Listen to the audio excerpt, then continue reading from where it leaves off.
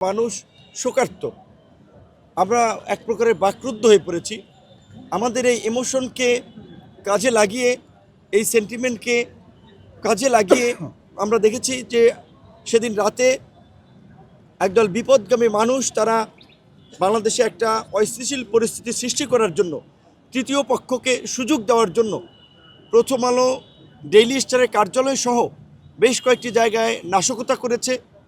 চট্টগ্রামে একটি দূতাবাসের হাই কমিশনে ভাঙচুর করেছে।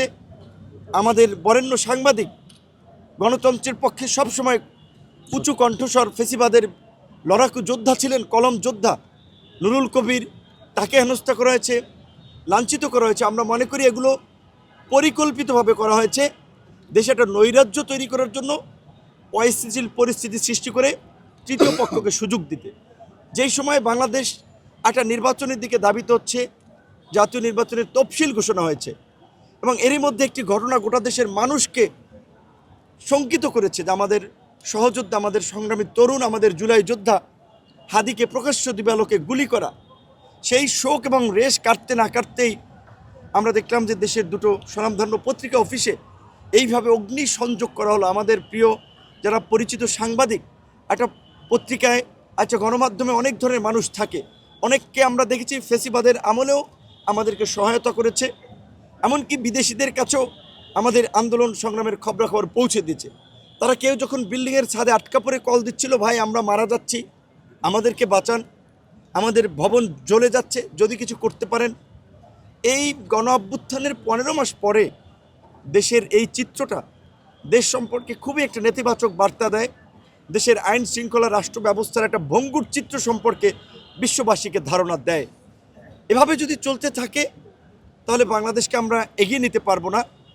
এবং এই আগামীতে যে নির্বাচনের তফসিল ঘোষণা হয়েছে, তফসিল ঘোষণার পরে হাদির মতো একজন সংগ্রামী তরুণের গুলিবিদ্ধ হওয়া, দেশের স্বনামধন্য পত্রিকা অফিসে হামলা, সম্পাদককে লাঞ্ছিত করা, এই ঘটনাগুলোতে যদি সরকার এবং আইনশৃঙ্খলা বাহিনী কার্যকর পদক্ষেপ না নিতে পারে তাহলে আগামীতে সেটি আরও বড় ধরনের বিপর্যয় ডেকে আনবে।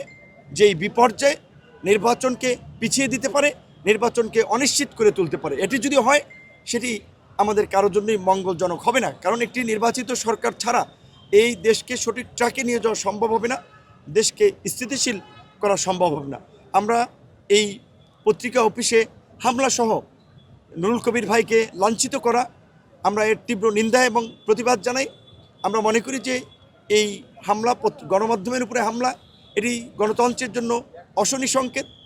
প্রিয় দেশবাসী এবং সংগ্রামী সকল তরুণ সহযোদ্ধা সকলকে আমরা বলবো যে আমরা যেন কারো উস্কানি কিংবা কারো ফাঁদে পা দিয়ে আমরা যেন দেশকে নতুন সংকটের দিকে ঠেলে না দেই। আমাদের বাংলাদেশ পুনর্গঠন চলছে, এই পুনর্গঠনে সকলকে অংশীদার হয়ে নির্বাচনের মাধ্যমেই সেই পুনর্গঠনের কাজকে ত্বরান্বিত করতে হবে, সম্পন্ন করতে হবে। তাই নির্বাচন যেন একটি অবাধ, সুষ্ঠু, নিরপেক্ষভাবে সম্পন্ন হয়, সেজন্য আইন শৃঙ্খলা বাহিনী, সরকার, নির্বাচন কমিশনের পাশাপাশি রাজনৈতিক দলগুলোকে দায়িত্ব পালন করতে হবে, সহযোগিতা করতে হবে। ধন্যবাদ।